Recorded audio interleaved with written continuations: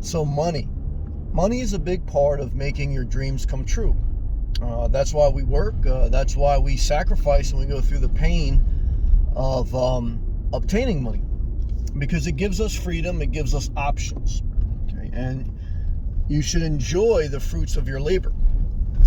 So part of changing your lifestyle, if you want to become a nomad or you want to become a minimalist, you want to decrease your unnecessary expenses, because you can never eliminate expenses. You're always going to have insurance, gas, food, etc. But there is definitely a way to decrease unnecessary expenses and live a very simple life. I mean, I've lived out of my car for 3 going on 4 years, and it doesn't pretty much get any simpler than this. Now, I make a lot of sacrifices, but I get reward of not having a lot of expenses. So that brings us to the question of, if you wanted to sell your house, or if you wanted to get done with your lease and hit the road and become a nomad, live full-time on the road in your car or RV, how much do you need to get started? Well, I would say between $5,000 to $10,000 in a savings account. Let me explain. I think bare minimum you need $5,000 in a savings account. You say, inspirational nomad, that's not true. I know people, or I've done it with less. Yes, you can do it with nothing. You can get kicked out of your house and you can just go to your car and live out of that. So when I say you need $5,000 to $10,000 in a savings account, it's not to say it's the only way to do it.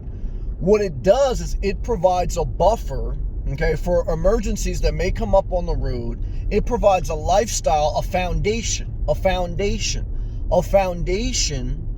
of a secure, independent, healthy lifestyle where you can care for yourself. Now, you may be in a situation where you don't have the option. You don't have the money, you're destitute, and that's okay. There's no judgment. But for those watching my video and they're trying to plan the nomadic life, and they're also having foresight into the future, if they get sick, hurt, or too elderly to live on the road, you need this $5,000 to $10,000 in a savings account so you can transition back to an apartment or a house. Because to get back in an apartment, most of the time you're going to need a month or 2 months worth of rent as a first month payment and a security deposit. So you need that for your exit strategy. You also need it if you get sick, hurt, or you got to get off the road for a while, if your vehicle breaks down, or if just an unexpected life emergency. I think on average they say it costs $5,000 to $10,000 to move. If you were going to sell your house and buy another house, or move from New Jersey to Florida and even just rent, the moving expense to go from one place to another, this transition, is on average $5,000 to $10,000. So, as a nomad, you're constantly moving. But outside of that, you don't escape life. And if you have to transition back to a conforming life, you need money. If you break down on the road, you need money. Now, you may not need as much money because you've eliminated some unnecessary expenses, but you always need money. And if you can plan, and if you can diligently execute a successful transition in and maybe out of the nomadic life, I would say if you have a bare minimum of $5,000 in a savings account and you have an income, whether you work at Planet Fitness or you work at a pharmaceutical plant, if you have a steady flow of income, if you have a minimum $5,000 in a savings account, I think you're going to be pretty good.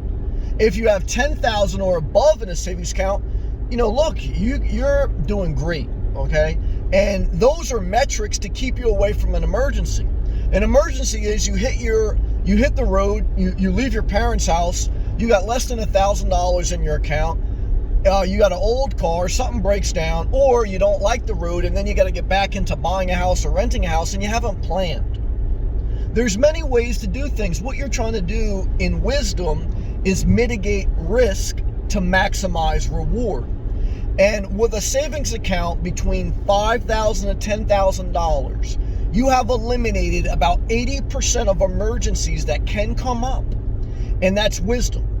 Now, again, you want to keep a flow of income, whether it's DoorDash, working at Walmart, or whatever, because savings goes fast when you're living off savings. You do not want to be pulling your monthly expenses from savings as a lifestyle, because your savings will go fast, you'll get older, and you'll regret that, in my opinion.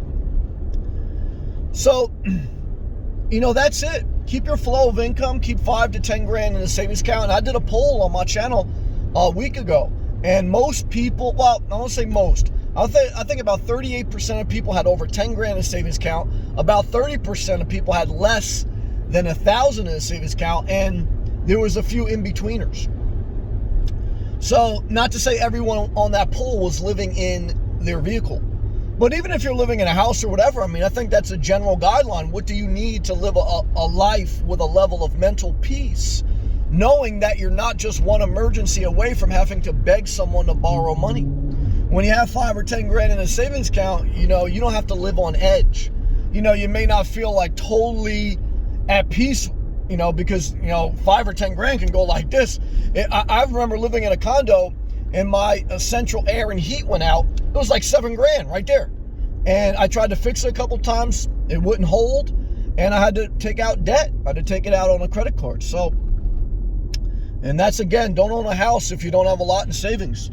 Because the difference between owning a house and renting is you're liable. You're responsible for the maintenance of that house.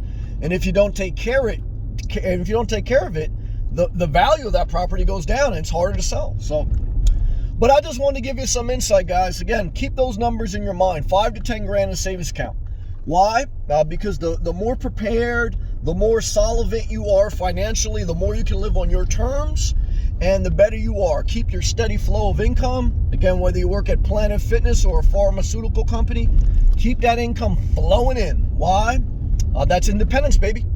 And it's about enjoying the fruits of your labor. There's a scripture that says, look, the lazy suffer. It's true. And idle time, no good. So stay productive as best you can based on your individual circumstance. And that's it, guys. Hopefully these videos help you in some way. I'll see you in the next one. Peace.